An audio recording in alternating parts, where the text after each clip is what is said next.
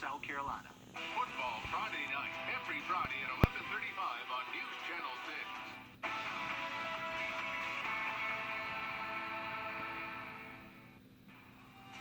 Well, this afternoon there's about a 10-degree temperature swing throughout the area as a warm front's moving through. What does that mean for the weekend and the rest of tonight's forecast? We'll have all the details coming up. Right now, News Channel 6 at 5, several Richmond County schools have shut down because of cases of the coronavirus. We spoke with school leaders to hear what they plan to do to keep students safe. And the battle over $600 million from a settlement with the Department of Energy. The latest on the push to keep that money in this area. And a center in Aiken is making sure people struggling with opioid addiction get help. We'll show you how as your News at 5 starts right now.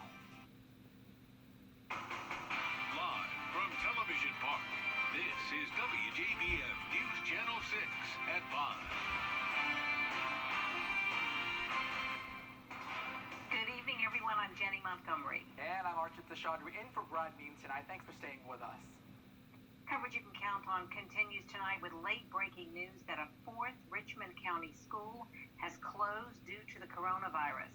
News Channel 6's Chloe Salsameda joins us now live in the newsroom with more on this breaking news. And Chloe, we knew that Spirit Creek Middle, Blaney High School, and Garrett Elementary had closed for some time.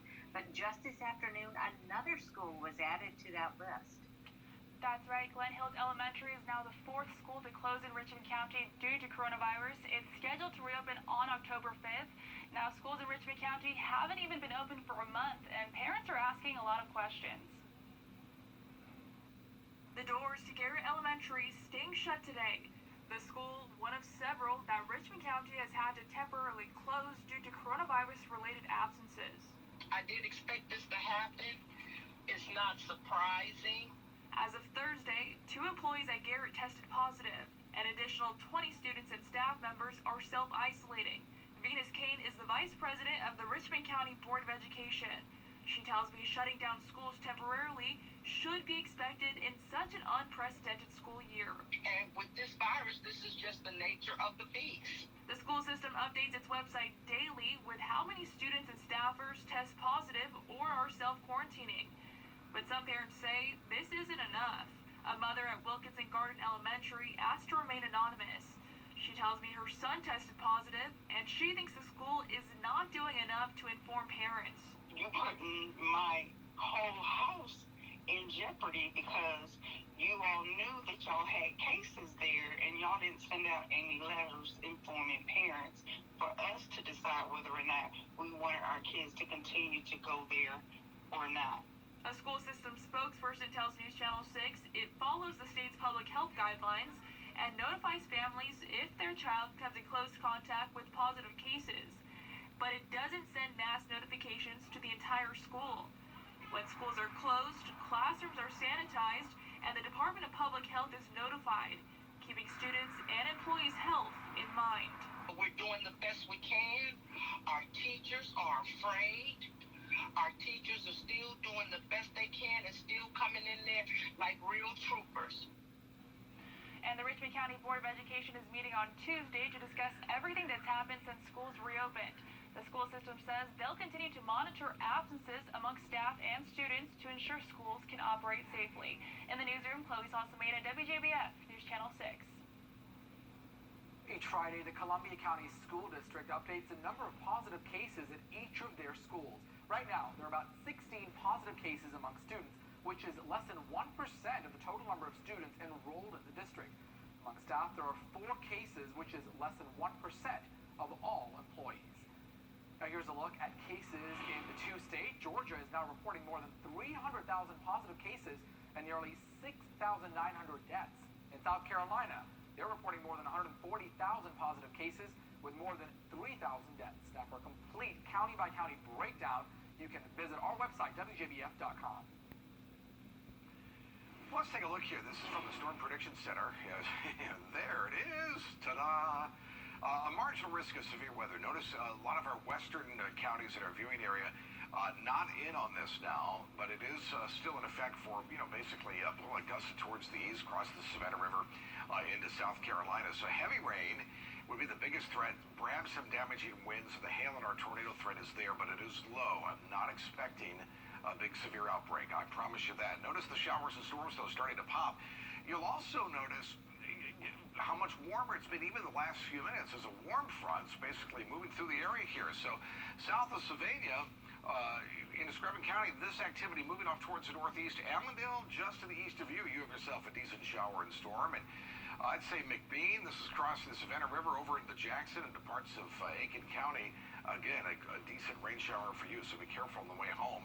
Wjbf Skyview cam over Washington Road looks rather nice, but a dark cloud, and that dark cloud could produce a shower. So here is the warm front. How do you know? Edgefield 78, Augusta 86.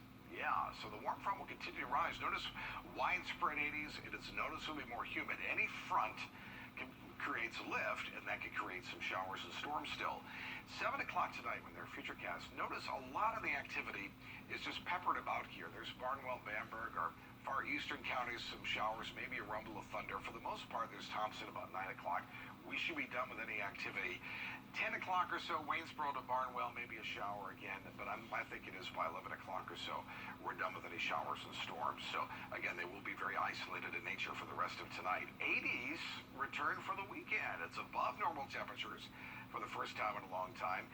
Enjoy the warm temperatures. There's some mighty big changes headed our way next week, and I'll talk all about it in detail coming up in just a few minutes. All right, Tim, thanks so much. Money is headed to the CSRA in connection with the failed Mott's facility. Now, your most accurate forecast with WJBF Live Viper 6. Now, a lot of the football games across the area have either postponed or moved. Tonight's game, Greenbrier at Grovetown, 7:30 tonight, by the way, on WJBF, Channel 6.2. Yeah, a shower or two possible at kickoff. Again, very isolated now, and a thunderstorm. We'll keep an eye on it. And at halftime, 76.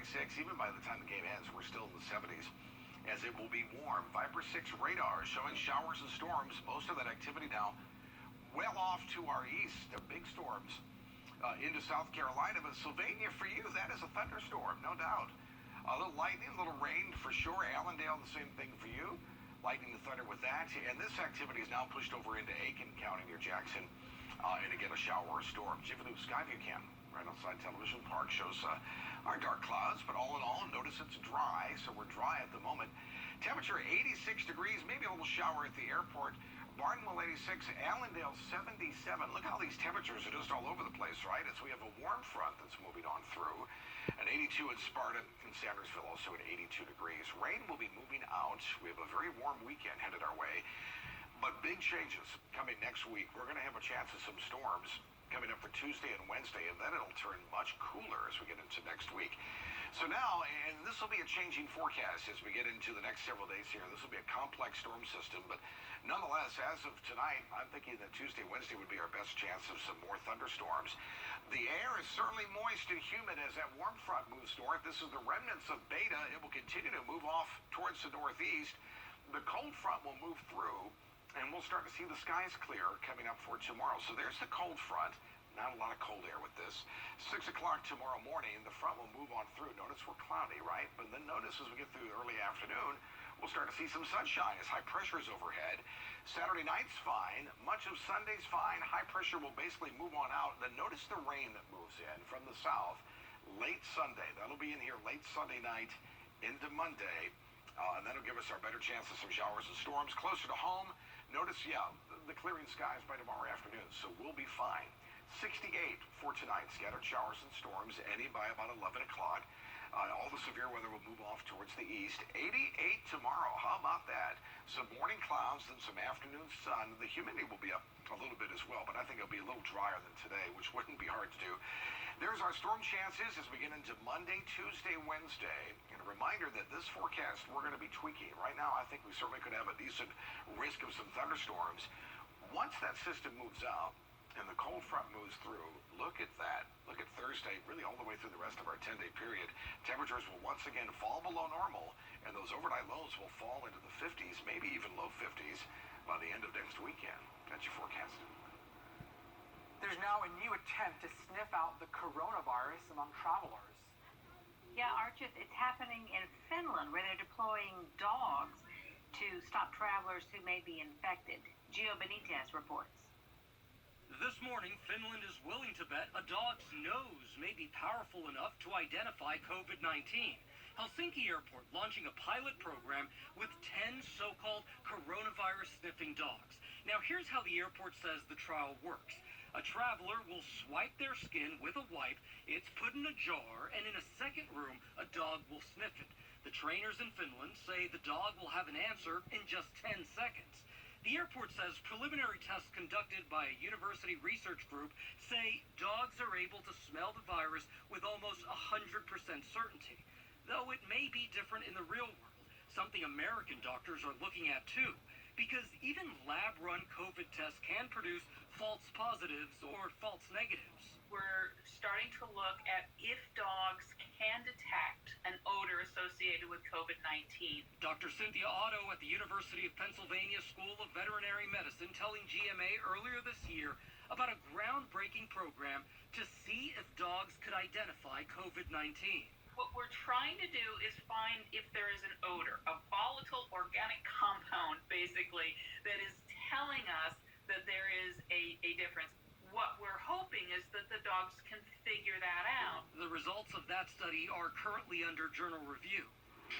Good girl. Still, both Customs and Border Protection and TSA tell ABC News that there are no plans to train canines to detect COVID-19. 3 Grand Central Station employees are now in hot water for some secret activities. You've got to see this one. We'll tell you about it right after the break.